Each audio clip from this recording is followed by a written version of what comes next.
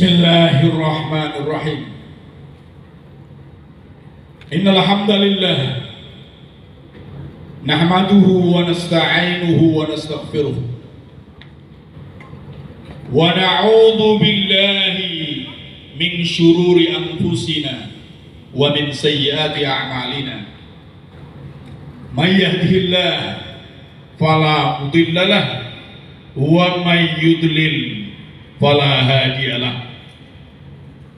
Asyhadu an la ilaha illallah wahdahu la syarika lah wa asyhadu anna Muhammadan abduhu wa rasuluh. Qala Allah ta'ala fil Qur'anil 'azim, ya ayyuhalladzina amanu taqullaha haqqa tuqatih wa la tamutunna illa wa antum muslimun. Ya ayuhan nasu taqu rabbakumul ladzi khalaqakum min nafsin wahidah wa khalaqa minha zawjaha wa batha minhuma rijalan katsiran wa nisaa. Wattaqullaha alladzi tasaaluna bihi wal arham innallaha kana 'alaikum raqiba.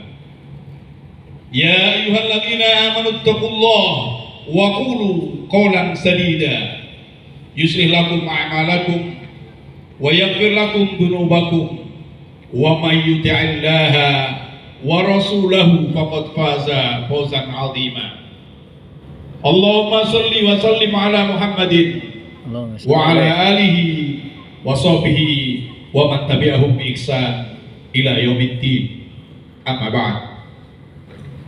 Bapak-bapak, ibu-ibu dan saudara-saudara sekalian rahimakumullah, marilah kita bersyukur kepada Allah atas berbagai nikmat yang telah diberikan Allah dengan syukur yang sebenar-benarnya.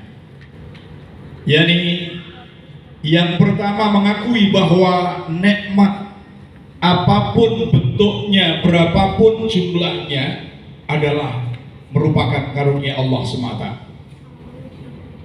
Bersyukur dengan lisan kita mengucapkan alhamdulillah, memuji Allah Subhanahu wa ta'ala. Bersyukur dengan perbuatan kita, yakni menggunakan nikmat-nikmat itu sebagai sarana untuk taqarrub kepada Allah Subhanahu wa ta'ala, untuk beribadah kepada Allah Subhanahu wa ta'ala. Maka apabila kita bersyukur dengan tiga hal tadi, Allah akan menepati janjinya, la in syakartum la azidannakum wa la in kafartum inna 'adzabi lasyadid. Apabila kalian bersyukur, niscaya akan aku tambah nikmat yang ada pada kalian. Dan apabila kamu kufur, sesungguhnya siksaku amat sangat menyakitkan.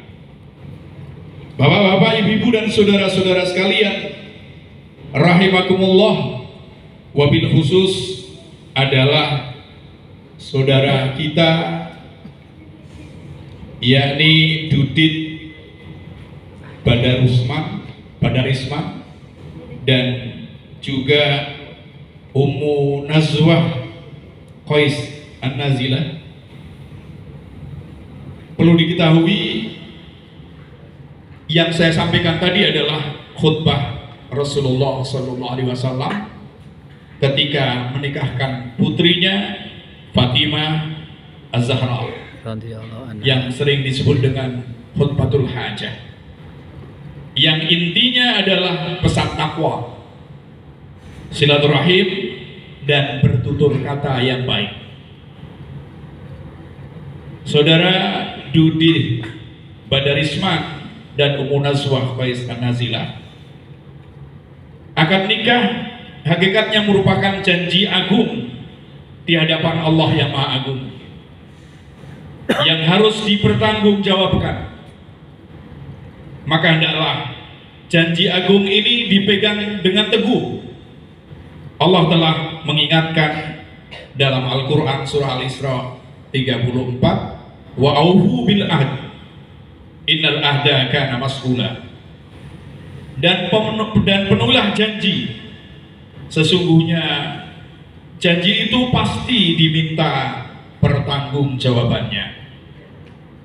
Saudaraku Dudi Badarisman dan Ummu Nazwah Qais An-Nazilah, menikah bisa diibaratkan bagaikan orang yang mulai melangkah bersafar menuju pulau idaman, yakni kehidupan yang sakinah, mawaddah dan rahmah, bahagia di dunia maupun di akhirat nanti. Maka setidaknya ada 3 hal yang perlu saya sampaikan untuk saudara Dudi Badarusman dan Ummu Nazwah Qais An-Nazilah khususnya, agar bisa sampai pulau idaman dengan selamat. Jadi yang pertama, bekal.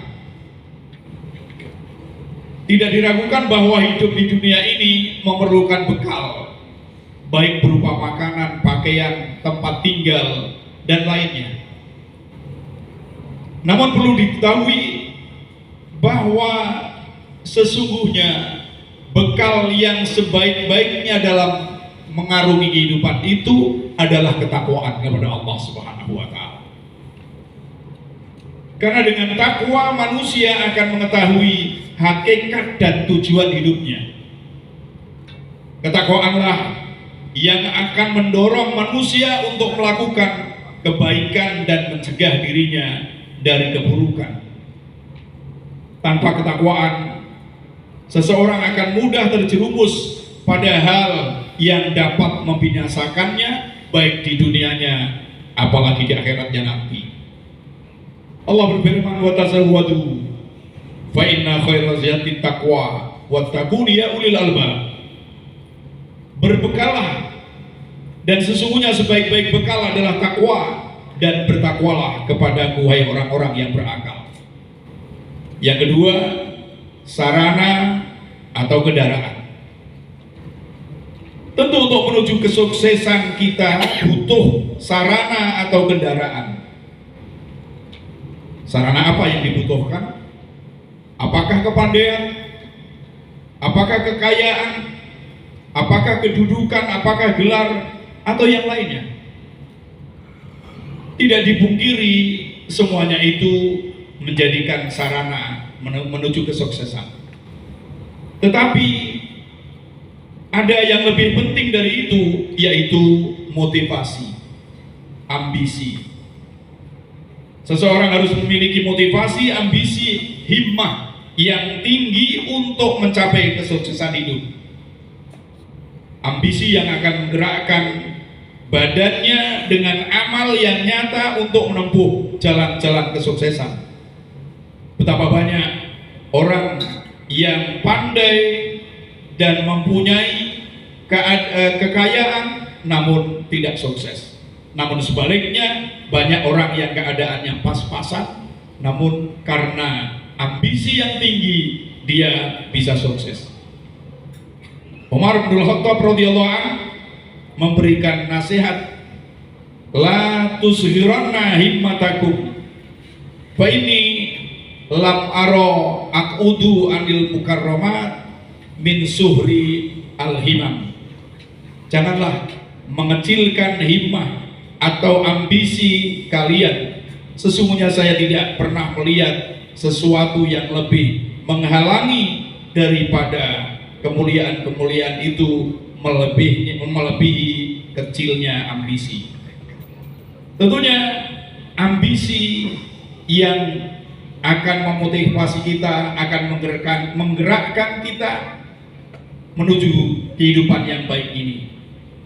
Ibarat adalah kendaraan yang akan mengantarkan manusia pada yang dituju. Jika ambisi dan motivasi benar, maka ia akan selalu bergerak dalam kebaikan dan kebenaran sampai penghujung hidupnya. Sebaliknya, jika ambisi dan motivasi kehidupan salah, maka ia akan selalu terseret pada penyimpangan hingga akhir hidupnya. Motivasi utama dalam berkeluarga atau dalam berkegiatan adalah ikhlas karena Allah Subhanahu wa taala. Mencari ridha Allah Subhanahu wa taala dan mengikuti sunnah Rasulullah sallallahu alaihi wasallam. Yang ketiga adalah petunjuk atau pedoman yang akan membimbing untuk sampai pada tujuan. Percuma memiliki bekal yang cukup dan kendaraan yang bagus kalau tidak ada atau tidak tahu arah yang dituju. Tanpa pedoman arah akan terombang-ambing di jalan dan kemungkinan besar akan tersesat. Apa pedoman yang dibutuhkan? Pedoman yang dibutuhkan tiada lain adalah ilmu agama. Barangkali saudara berdua, yakni saudara Dudih dan saudara Naswah, sudah melengkapi karena mereka berdua sudah sekolah di dalam sekolah umum dan didasari dengan ilmu di pondok pesantren. Betapa bahagianya keluarga yang mempunyai ilmu yang lengkap itu. Kita butuh ilmu yang akan membimbing kita di dunia ini dan mengantar kita ke akhirat. Orang yang berilmu akan memiliki arah yang jelas dalam menjalani hidupnya. Sebaliknya, orang yang tidak berilmu akan kehilangan arah dan tersesat kemana arah yang ditujunya. Tidak sama antara yang berilmu dan tidak berilmu. Hal yastawil ladzina ya'lamuna wal ladzina la ya'lamun. Innama yatadzakkaru ulul albab. Katakanlah, apakah sama orang-orang yang mengetahui dengan orang-orang yang tidak mengetahui? Sesungguhnya orang yang diberi berkah oleh Allah Subhanahu wa taala adalah orang yang berakal. Orang berakal yang dapat menerima pelajaran dari Allah Subhanahu wa taala.